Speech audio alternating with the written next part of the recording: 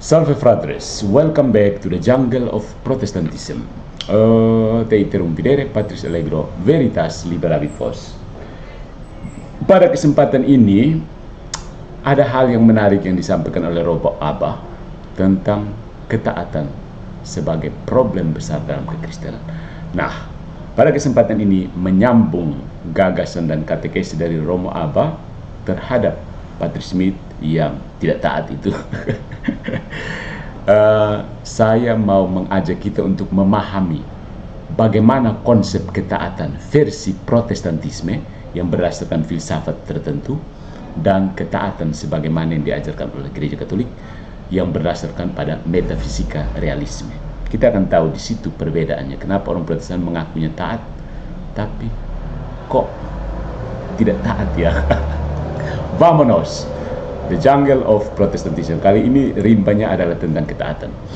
Konsep ketaatan dalam Protestantisme sangat beragam ya, tergantung pada denominasi. Tetapi secara umum, dia dibentuk oleh prinsip-prinsip teologis utama reformasi seperti sola fide, iman doang, sola scriptura, tulisan doang, dan penekanan pada relasi pribadi dengan Allah tanpa mediasi gereja sebagai institusi otoritatif. Jadi, saya mencoba mengajukan elaborasi sistematis mengenai konsep ketaatan dalam kerangka Protestan. Correct me if I'm wrong. Oke, yang pertama, ketaatan sebagai buah, bukan syarat keselamatan.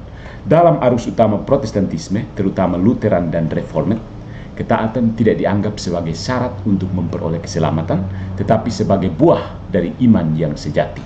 Mereka percaya bahwa, seperti kata John Calvin, kenapa mereka ikut John Calvin? Kita diselamatkan oleh iman doang. Kita diselamatkan oleh iman saja, tetapi iman yang menyelamatkan tidak pernah berdiri sendiri, kata-kata dari John Calvin. Jadi, ketaatan adalah konsekuensi, bukan kontribusi terhadap keselamatan. Oke? Poin yang kedua, ketaatan pada firman, bukan pada gereja atau tradisi. Karena sola scriptura, tulisan doang, maka ketaatan dalam Protestantisme berfokus pada ketaatan langsung kepada buku bernama Alkitab. Bagaimana bisa taat kepada buku ya? Bukan kepada magisterium atau tradisi suci. Umat diajak untuk membaca sendiri Alkitab, menafsirkan dengan bimbingan Roh Kudus, dan hidup taat kepada apa yang mereka pahami dari firman. Kayaknya anjurannya adalah bacalah terjemahan LAI, karena tidak mungkin semua orang bisa baca naskah aslinya, naskah kuno, versi-versi tertua pasti tidak mungkin. Protestan tidak akan bisa. Jadi bacalah terjemahan yang sedikit dipelintir oleh LAI. Ya, ini nada-nada sinis dari saya. Ini berbeda dari Katolik yang menekankan ketaatan iman kepada gereja yang mengajarkan firman. Ya. Yang ketiga, personal dan relasional. Ketaatan dipandang bukan sebagai kewajiban hukum, tetapi sebagai tanggapan kasih kepada Allah. Allah tidak dilihat sebagai legislator ketat, maybe kalau menurut Calvin tidak ya, melainkan sebagai bapa yang mengasihi dan ingin hubungan pribadi dengan anak-anaknya. Maka ketaatan bersifat relasional dan intim, bukan formal atau legalistik dalam pengertian mereka terhadap hukum kanon Katolik misalnya. Ya, nah. Yang berikutnya, karena anti-pelagianisme, ketaatan tidak menyebabkan anugerah.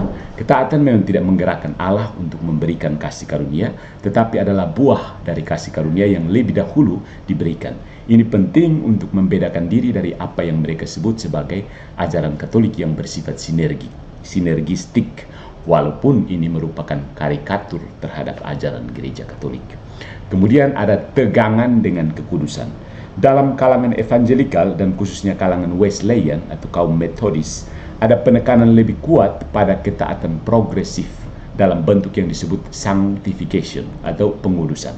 Mereka percaya bahwa seseorang bisa bertumbuh dalam ketaatan dan kekudusan, bahkan sebagian dalam Wesleyanisme percaya pada kemungkinan kesempurnaan dalam kasih di bumi.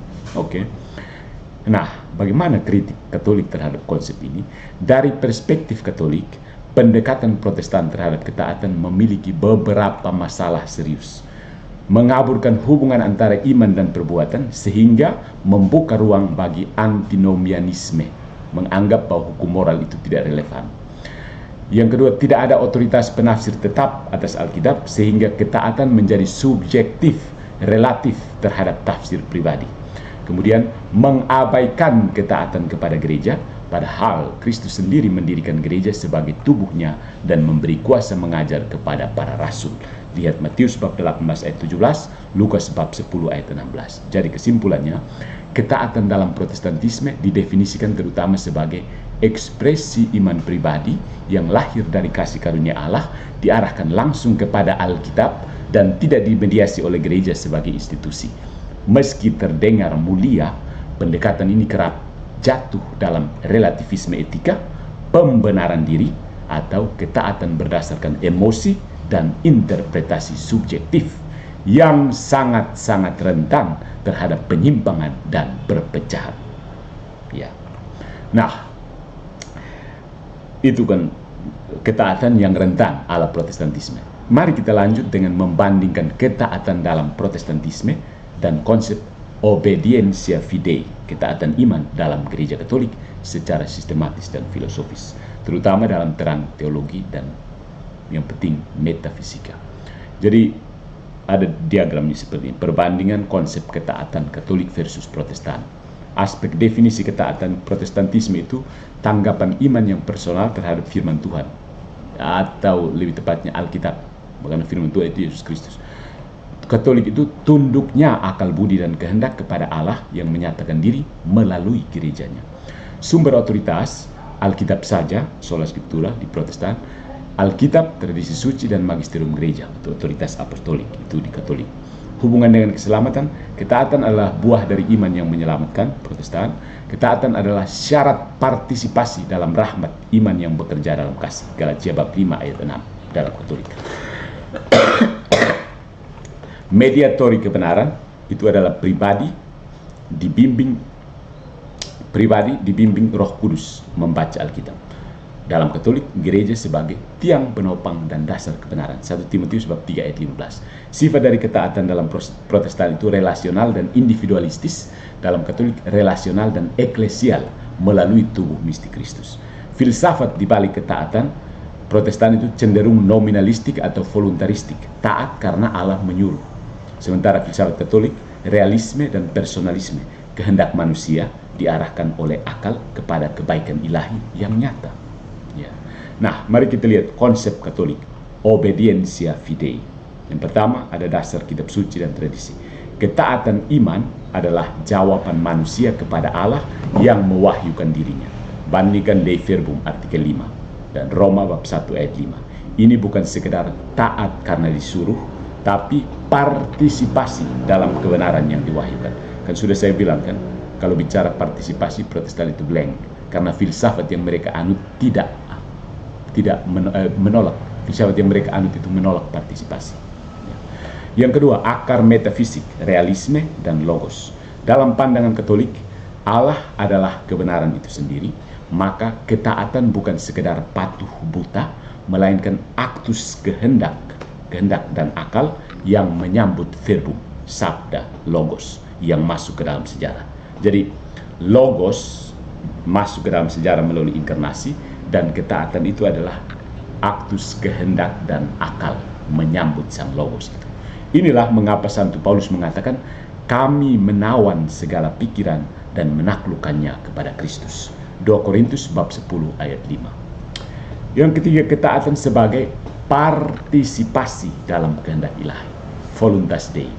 Ketaatan dalam gereja Katolik bukan sekedar menjalankan perintah, melainkan menyatukan kehendak kita dengan kehendak Allah.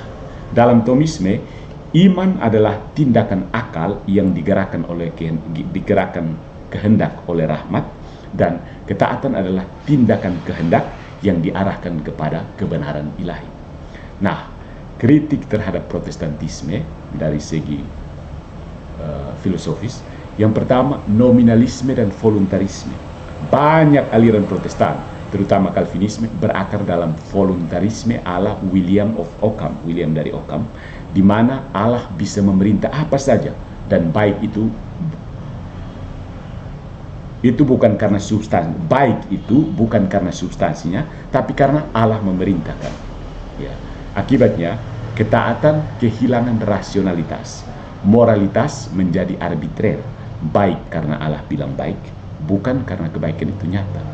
Ya, jadi maksudnya sesuatu itu baik karena Tuhan bilang baik, bukan karena di dalam dirinya sendiri baik. Ya, bukan karena kebaikan itu sesuatu yang nyata, realitas bonum. Itu tidak ada dalam prinsip nominalisme dan voluntarisme. Yang kedua, relativisme ketaatan. Karena otoritas hanya Alkitab tanpa interpretator yang tetap, penafsir yang tetap, maka ketaatan menjadi tafsiran individual, bukan kesatuan iman gereja. Hal ini menghasilkan ribuan denominasi yang semuanya taat versi masing-masing. Paradoks. Paradoks. Ya. Yang ketiga, ketiadaan asketisme.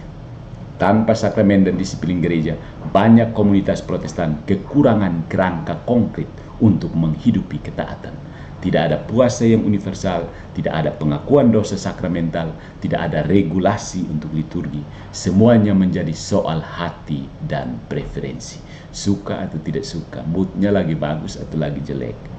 So, kesimpulannya, dalam Protestantisme, ketaatan seringkali direduksi menjadi buah iman subjektif yang tidak memiliki struktur objektif dan eklesial. So said. Dalam Katolik, obedientia fidei adalah partisipasi aktif akal dan kehendak dalam rahmat Allah melalui kebenaran yang dipercayakan kepada gerejanya. Ketaatan itu personal, namun juga universal dan satu, karena mengakar dalam tubuh mistik Kristus yang satu.